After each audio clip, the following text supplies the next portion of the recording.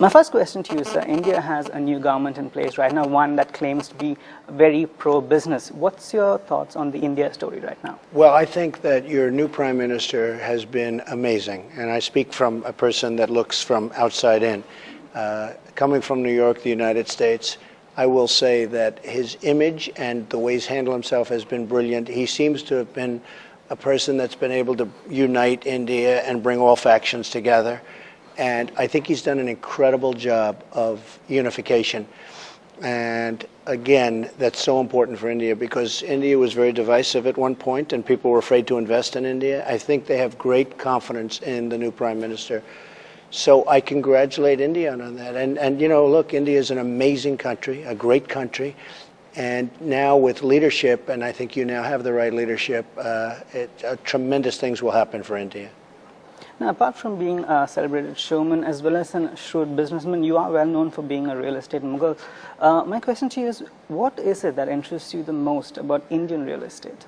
Well, I know so many people from India. They live in my buildings in New York part-time because they're from India, but they have apartments in Trump Tower and Trump World Tower and Trump International Hotel and so many different places. And they're tremendous people. They're tremendous people. Many are friends of mine.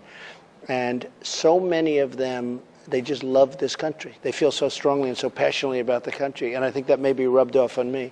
So when we had the opportunity to do a great project in Mumbai with a great developer, Lota Group, they're fantastic and real professionals, and we jumped at it. You know, we'll turn down 20 and 30 deals for every one we do. We turn down many, many deals, and just because I don't want to do them. We don't need them. It doesn't matter. But we only want to do the ones that are important and the ones that can be great. And we think Trump Tower, Mumbai, is going to be a great project. So would you say then that emerging markets are a big focus for you right now? Well, I think so. Emerging markets, I don't consider this an emerging market. I consider this an amazing market. I think it's just unique.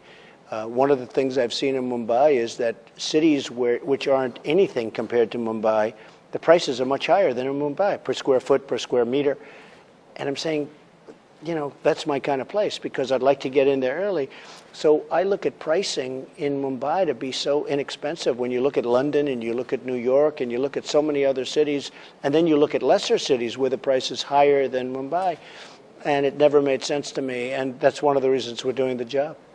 Now, a lot of experts felt that when you're looking at emerging markets, you will be looking at arch rival China more than in India. Some feel that you feel this country is a better place for you to launch your brand. What do you say to that?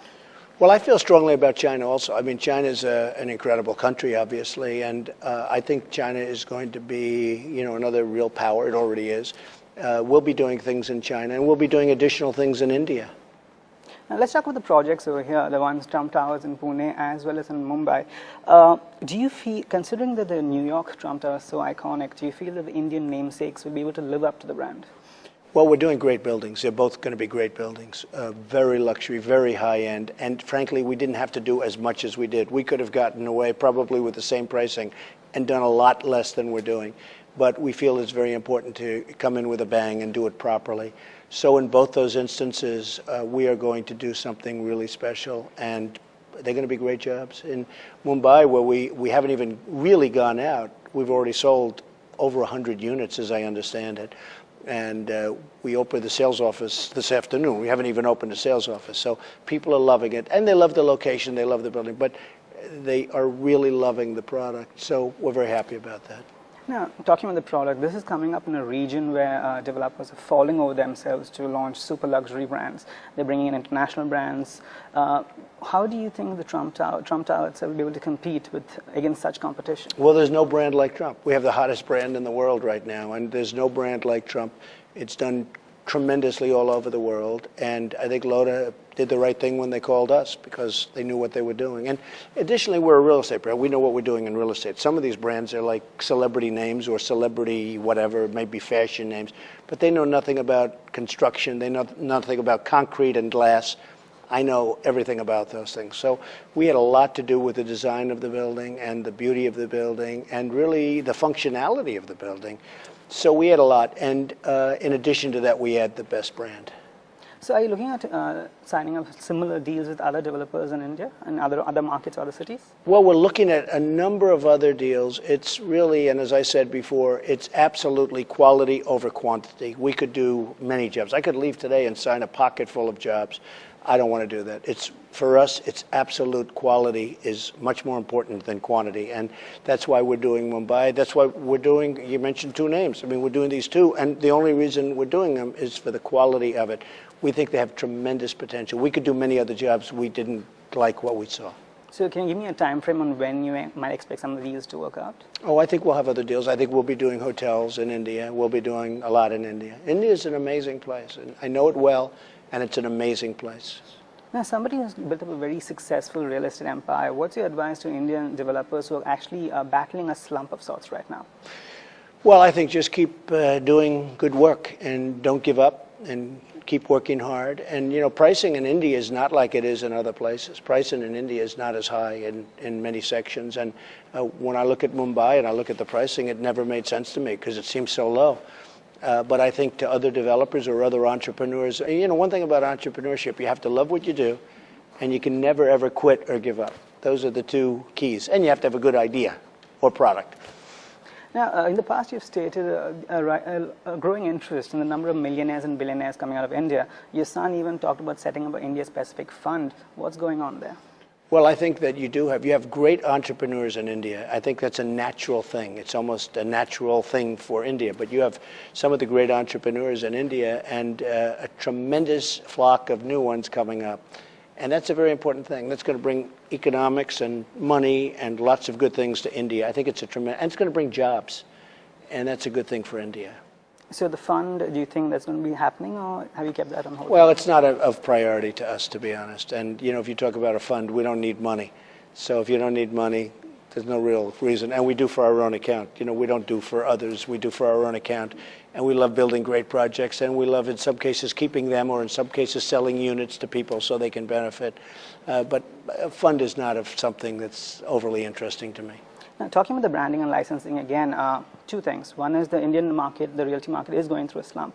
And in the US, I understand you recently filed a suit to remove your name from two casinos in Atlantic City, saying they're not living up to your standards. Right. Considering the slump, do you think such a situation scenario could actually happen here? I loved Atlantic City. I was very successful in Atlantic City, but I left many years ago, and they have my name in the building, and they're not operating them in a standard that's good for my name. And so we've sued to get the name taken off the building, which will be, I think, successful. It's not a big thing, but it's important for us. I would say that, generally speaking, that will never happen to India. Atlantic City was absolutely overrun with competition from so many states. And I guess 80% of the casinos in Atlantic City are gone or gone bankrupt, and a lot of bad things happen. My timing, a lot of people say my timing was very good because I left at a certain period of time and had a great relationship with Atlantic City. But when somebody's using my name, they have to keep it at the highest levels, and they weren't able to do that. So that's why we're doing that. In a way, you can say it's a warning of sorts to people you're partnering with in the future. Well, that's true, and that's why it's so important to have a great partner. And I don't see a thing like that happening in India. It's a different kind of a world, a different kind of a market. It's a much bigger market. Obviously, Atlantic City is not a big market. India is too important for that to happen. Now, having two Trump Towers in India and looking at future ones going ahead, this is a very big opportunity for you to expand your brand here. And I know that real estate is not the only thing you look at when you're looking at branding and licensing. So are you looking at other sectors, types and other sectors? Not really. Real estate is my thing. You know, I've had great success in other things. The Apprentice was the #1 show in the United States, continues to be a great success. And who would have known that I was going to become a television star, but it happened. Another thing that was very successful, I wrote a book, and the book became the #1 business book ever of all time, as I understand it, and that was called Trump, the Art of the Deal. And so a lot of things have happened to me that I wouldn't have expected, but real estate is my big deal, and it's my big passion. Last question to you. You've been tantalizing global audiences a lot with your political ambitions. Some say you're going to do it, some say you're not. There have been some speculation that you'll be running for the presidential office in 2016. Can you give some clarity on this? Well, I'll look at it. The United States is not being properly run, and I will take a strong look at it. We have a big election coming up in November, in particular the Senate, which I think the Republicans will take. And after that, I'll give it very serious consideration. I'll look. I don't know what happened last time. Romney ran, he lost. something happened to him, and I can't tell you exactly what happened because it's an election that shouldn't have been lost. But I will take a very serious look at that. So they should consider you a serious contender. Well, I think if I ran, I'd do very well. I love what I'm doing. I love being in Mumbai today with Lota and the whole group and, doing this building. I really enjoy what I do. That's the thing I have most against running for president. But at the same time, the country needs leadership. And if it's not going to get it, if I don't see somebody that I think can do a great job, I will certainly consider it.